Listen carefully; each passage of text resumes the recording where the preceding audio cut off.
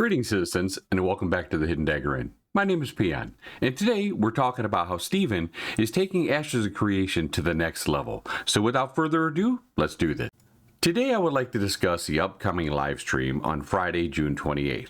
While I'm not usually a tech enthusiast, this live stream holds particular interest for me. I believe Steven will discuss his proprietary dynamic server meshing for Ashes of Creation. This system could be what propels this ambitious game to new heights, pushing it right over the top. Let me explain. As an MMO gamer for many years, lag on servers due to large concentration of players has plagued game developers. Achieving a lag-free experience has been a persistent challenge. Many MMOs, such as Dark Age of Camelot, Warhammer Online, Guild Wars 2, and Arcade, have proudly promoted their large open-world battles and castle fights, but they often struggle with server performance and issues.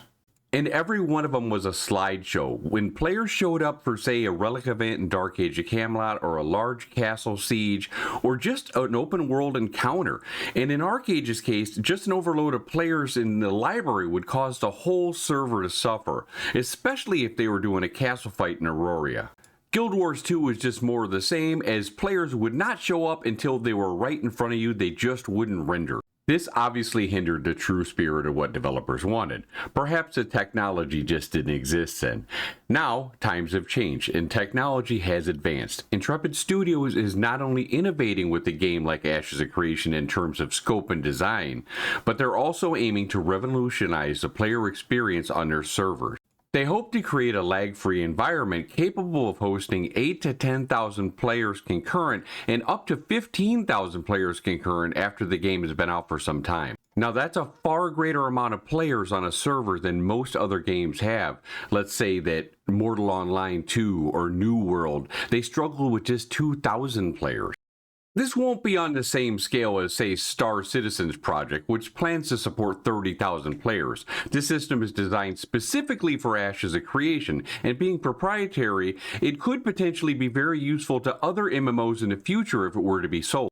Once again, Steven is boldly taking charge and confidently joining the effort, saying, I think I can. I'm not going to sit here and try to make you believe that I'm an expert on this, because that couldn't be farther from the truth. However, like many content creators, I have done some research and will give you a brief overview of what dynamic meshing is. Server meshing is not new and has been used in games like EVE Online and Dual Universe. The upcoming sci-fi game Star Citizen is expected to have its very own robust dynamic meshing system. However, it's important to note that the server meshing in the previously mentioned games, other than Star Citizen's attempt, were not dynamic. So you ask Peon, well, what is dynamic proprietary server meshing? And I'm here to explain it to you only as a Peon could. Server meshing in Ashes of Creation refers to a sophisticated system where multiple servers working together create a seamless world for players. Instead of each server handling a separate, distinct part of the game world, server meshing allows for a dynamic distribution of computational load across several servers.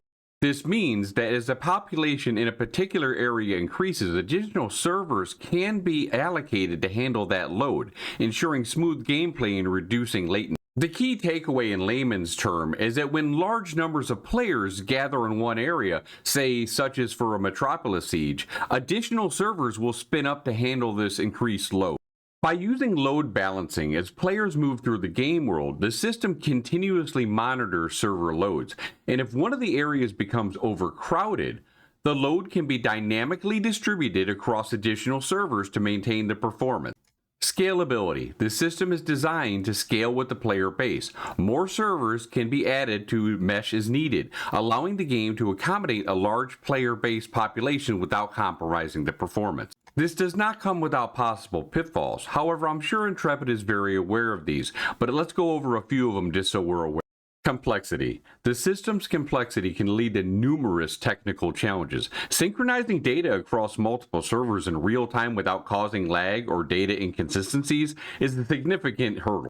Latency issues. Although server meshing aims to reduce latency, poor implementation could lead to the opposite effect. If the server system struggles to allocate resources sufficiently, players might experience lag spikes, which can be detrimental to our gaming experience. Cost. Running multiple servers to manage a single game world can be expensive. The costs associated with maintaining and scaling the infrastructure could be substantial, potentially impacting the game's financial viability and monetization strategy. Bug management. More servers mean more points of failure. Identifying and fixing bugs in such a distributed system can be more challenging and time-consuming. Now with the bad out of the way, let's talk about what a successful implementation will look like, the one that Intrepid's going to put out for us. Massive player count, with the ability to support 8 to 10,000 and up to 15,000 concurrent players per server. Ashes Creation can offer a truly massive immersive world. Large-scale events and battles can occur without limitations traditionally imposed by server capacities. And perhaps the biggest positive is the dreaded server merges. Over time, player populations can dwindle, leading to underpopulated servers and a diminished experience. Traditional server merges are often necessary and can be very disruptive to communities and player experiences. With server meshing, dynamic server meshing, the need for traditional server merges could be significantly reduced, and here's how. Adaptive populations. Because server meshing allows for dynamic distribution of players, underpopulated areas can be seamlessly merged into more populated areas without the need for disruptive server shutdown. Persistent world. The game remains persistent and continuous, reducing the need for players to switch servers through a loading screen and potentially lose progress if something were to happen. Community stability. Maintaining stable and balanced populations can lead to a more vibrant communities, which are crucial for our nodes in the long-term success of the MMORPG of Ashes of Creation. Now, I can see it right now. It'll probably be coming in the comments. We have all the doomers out there saying there's no way that Ashes of Creation is going to pull this off. I'm sure we will find out in greater detail on Friday exactly how their version of this dynamic meshing will work. But I, for one, am very excited at the possibility of having a lag-free fight. And over my lifetime, this is what has always been promised and never delivered. Furthermore, if Intrepid can achieve its ambitious goals for creating their MMO and incorporating a dynamic server meshing, there's no reason to doubt them. While some might complain about the 7-year development timeline, it's important to remember that they started small. A new studio, naturally it took some time to get things rolling. Oh, and then they made some mistakes along the way. Who doesn't? Everybody does. They learned from these mistakes, navigated through the challenges of COVID-19 pandemic, transitioned to Unreal 5 engine, and continued to grow. While other companies have faced closures and layoffs, Intrepid, with its family-style atmosphere fostered by Steven and his team, have attracted some of the finest talent in the industry. This has been evident in their updates. Now with over 200 developers and they're still expanding, I believe we are witnessing the rise of a company reminiscent of Blizzard's early days when they actually had passion. Steven is bringing fresh ideas back to the MMO genre, with innovative concepts and now exciting new technology like dynamic server meshing. Steven has a vast imagination, and I can only wonder what Ashes of Creation will look like in 10 years after its release, after he's had time to add his expansions into the world of Vera. Will we even recognize it? So buckle up, citizens, a new age has dawned, and it's time for MMOs to make a comeback. I hope you all are ready to experience this with me as we embark on our journey in the upcoming Alpha 2 testing, working together to shape the next great MMO.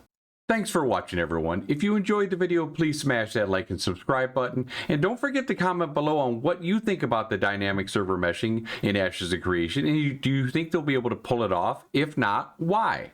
Catch me streaming live on Twitch Wednesdays and Saturdays. And don't forget to tune into my new podcast. We're on episode 7 now, Inside Conversations, as I talk to guild leaders about their guilds, so you can find a guild that's just perfect for you. Just like I did, because I joined Overlord. And if you want to join Overlord too, click the link below.